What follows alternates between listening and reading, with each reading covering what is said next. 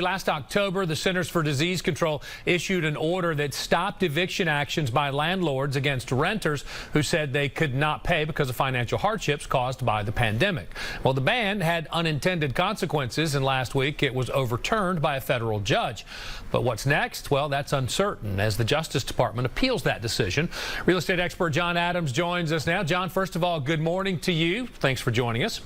Thank you. Glad to be here. What's new, Buck? Well, let's start with this. You're a landlord. So first, let's go ahead and talk about why the judge decided to overturn this eviction ban. Well, let me read you exactly what she said, and it's very short. The question for the court is a narrow one.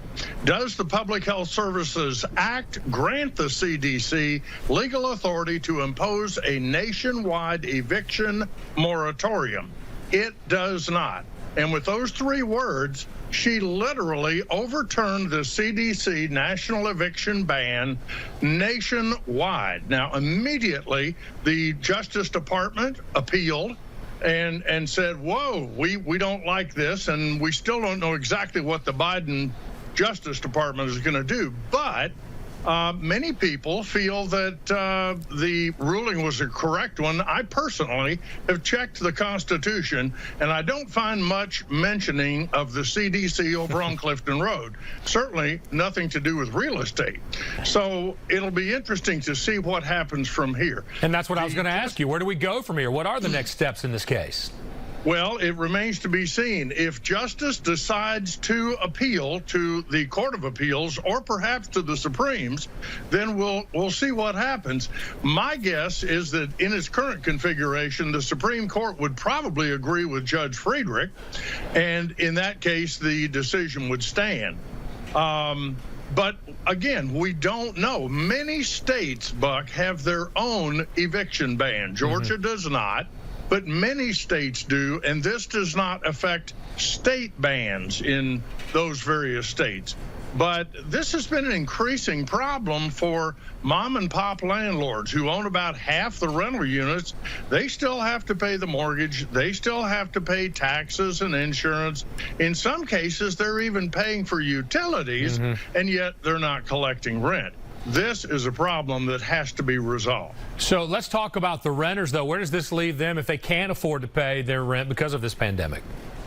There's some good news out there. Do you remember the $25 billion that was signed into law late December by then-President Trump that was designed to help out renters?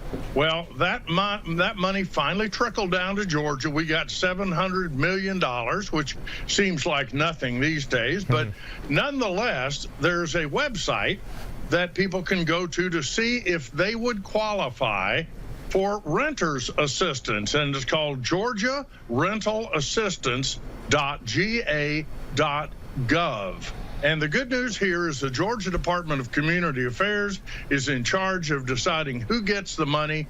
They can pay up to 12, and in some cases even up to 15 months of back rent, future rent, and even utilities. And they'll pay this money directly to the landlord if you qualify.